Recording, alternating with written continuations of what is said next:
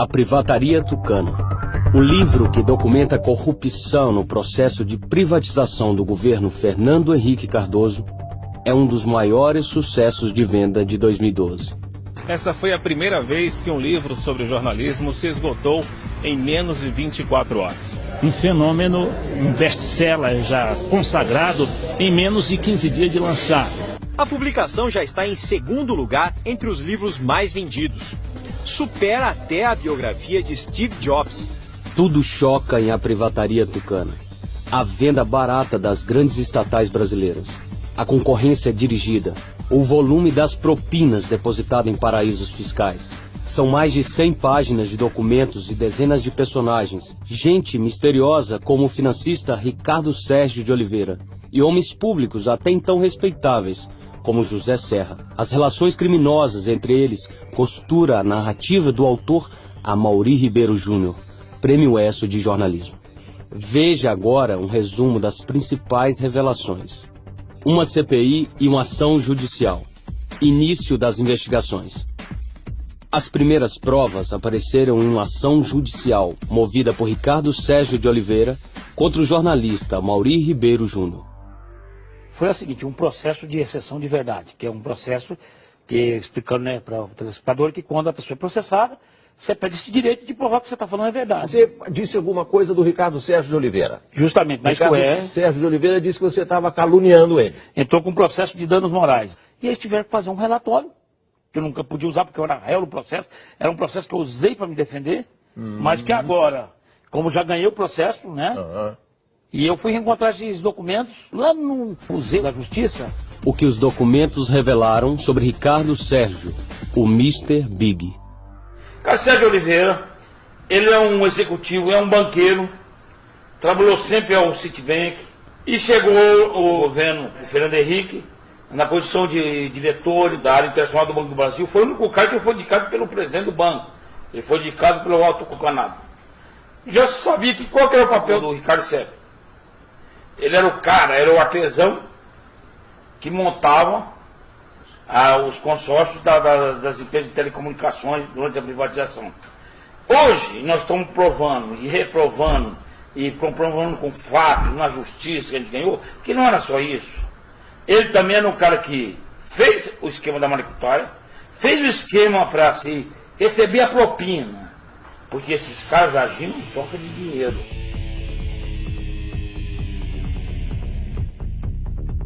Essas empresas de telecomunicações não tinham dinheiro, ninguém tinha dinheiro para comprar nada. Então o Ricardo Sérgio tinha um papel fundamental em duas coisas. Primeiro, a da carta de fiança do Banco do Brasil, ele que dava as cartas de fiança, ele tinha um controle para direcionar a Previ, Fundo Milionário do Banco do Brasil, através do quê? Tinha um braço direito dele, que era o João Madeiro da Costa, ele controlava a Previ através do João Madeiro da Costa. O livro lembra uma conversa gravada pelos grampos no BNDES. Mendonça de Barros liga para Ricardo Sérgio e explica que o opportunity do banqueiro Daniel Dantas está com um problema de fiança para participar do leilão das teles e propõe: não dá para o Banco do Brasil dar a fiança? É aí que se trava o famoso diálogo sobre o limite da irresponsabilidade. Ricardo Sérgio: dei para a Embratel e 874 milhões para a Telemar. Nós estamos no limite da nossa irresponsabilidade. Mendonça: é isso aí, estamos juntos. Ricardo: na hora que der merda. Mendonça: estamos juntos desde o início. Ricardo Sérgio movimentava no exterior o dinheiro da propina das privatizações por meio de uma rede de doleiros, chefiada por Dário Messer. Aqui vemos uma de suas empresas nas Ilhas Virgens, a Franton Enterprises, que recebeu $246 mil da Infinity Trading, pertencente a Carlos Gereissati, um dos compradores da estatal Telenorte Leste, que virou Telemar e hoje é a Oi. Em 1995, quando foi empossado na diretoria internacional do Banco do Brasil durante o primeiro mandato tucano na presidência da República, Mr. Big recebeu o módico salário de R$ 8.500. Na atividade privada, tinha duas empresas, a Planefin e a RMC. Em 1999, ano seguinte ao da venda do sistema de telefonia nacional, a Planefin recebeu R$ 1.800.000 por um só serviço. De onde veio o dinheiro? A explicação não convence. É esse negócio de web, disse para a Veja. No período das privatizações, o patrimônio declarado do ex-tesoureiro de José Serra deu um salto de 200%. O princípio da lavagem de dinheiro é que o dinheiro vai, sai, fica rodando de offshore. Isso não é o PSDB que faz, não. Isso é o Fernando Beiramar, é os fraudadores do INSS, é os mais bandidos do Brasil que fazem isso. E eu provo isso no livro. E eles chegam lá nas Ilhas Virgens, eles compram ações de empresas que são deles mesmos e assinam 2 contas. Como funcionou a lavagem de dinheiro das privatizações? Eram abertas empresas chamadas offshore em paraísos fiscais. Na verdade, offshore é uma caixa postal onde o depósito não tem a origem rastreada. Dos paraísos fiscais, o dinheiro sujo da propina das privatizações voltava limpo para o Brasil na forma de investimentos externos. Quem abriu as portas desse método de interação de dinheiro foram os tucanos também. Eles flexibilizaram com pretexto de atrair capital estrangeiro. Isso é uma porta para os caras fazerem operações casadas, simuladas, de o quê? De ter o próprio dinheiro deles. O ministro que comandava a privatização. O ministério responsável pela venda da Vale e das estatais de telecomunicações e de energia era do Planejamento, então comandado por José Serra. É o próprio ex-presidente Fernando Henrique que aponta Serra como um mentor das privatizações. Bom, o Serra foi um dos que mais lutou a favor da privatização da Vale. Digo isso porque muita gente diz, o Serra é estatista. Não, ele entendeu, e da Light também, foi Serra. Relações criminosas em família. A filha. Documentos de A Privataria Tucana atestam que o esquema em paraíso fiscal montado por Ricardo Sérgio foi utilizado por Verônica Serra, a filha de José Serra. Em 2001, Verônica Serra se torna sócia da irmã de Daniel Dantas, o banqueiro que havia comprado a Brasil Telecom com dinheiro do fundo de pensão do Banco do Brasil, com a ajuda do ex-tesoureiro de Serra. Elas abriram 3 empresas chamadas Decidir. Uma Decidir brasileira, outra Decidir em Miami e mais uma Decidir nas Ilhas Virgens, no mesmo escritório da Citco Builder. Ela juntou junto com a Verônica Dantas e a Verônica Serra, naquela empresa Decidir em Miami, para dar uma legalidade. Agora, o que me choca nessa história é a ação que foi feita por senhor Daniel Dantas e usar a imprensa para dar uma legalidade nesse assunto. A revista que ele sempre usou, mas tu é dinheiro, ele faz uma matéria dizendo que a mulher é uma gênia. Em plena bolha da internet, a mulher é uma gênia, que comprou ações da Patagon e virou uma milionária de uma hora para outra. Tinha que ser justificado. Como que ela recebeu dinheiro? Como que a mulher vai ficar rica?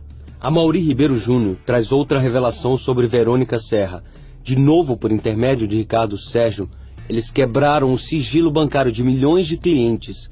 Verônica Serra foi indiciada pela Polícia Federal e até hoje responde na Justiça.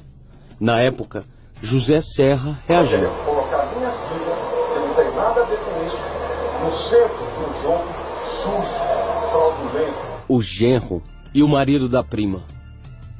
A Privataria Tucana revela que também um genro de José Serra, marido de Verônica Serra, Alexandre Bourgeois, participava do esquema de lavagem de dinheiro montado por Ricardo Sérgio. Ele abre, por exemplo, a Iconex. E aqui no Brasil, ele abre a Consultato Limitada e a Planefim, junto com essa de Ferro Ronaldo de Souza dele, né? E o que ele faz? Ele também usa para jogar dinheiro nessas mesmas empresas. Só que acontece um negócio assim, tão atípico, que ele assina nos dois lados da ponta da transação. Ele assina como diretor da offshore nas Ilhas Virgens e assina na empresa do Brasil, assim. Outro beneficiado pelo esquema de Ricardo Sérgio foi Gregório Preciado, marido da prima de José Serra. Ele obteve milhões de empréstimos Preciado. Ele não só conseguiu um empréstimo, conseguiu um reempréstimo e depois ainda o Ricardo Sérgio perdoou a dívida. Ninguém consegue isso no Banco do Brasil, não consegue. O Preciado é um cara hoje feliz, não deve nada. Durante a privatização, Preciado representou a empresa Iberdrola na compra das estatais de energia da Bahia, de Pernambuco e do Rio Grande do Norte, que também contou com a ajuda do Fundo de Pensão do Banco do Brasil. Depois da venda das estatais, Gregório Preciado transfere mais de $1 milhão para a empresa Franton, pertencente ao ex-tesoureiro do Serra. Extratos mostram datas e valores coincidentes.